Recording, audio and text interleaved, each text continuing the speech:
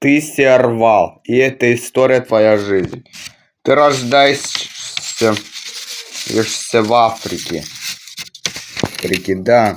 А именно ты кошка. Ты находишься внутри своей матери. Ты сервал. И значит, придумай твое приключение.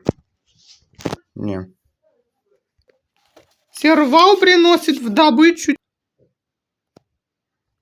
Сервал приносит тебе добычу птиц.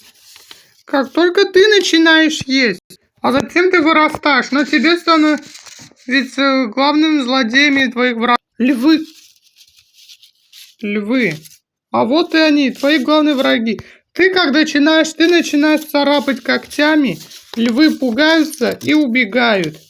Напишите в комментариях, какое мне животное снять в следующих сериях.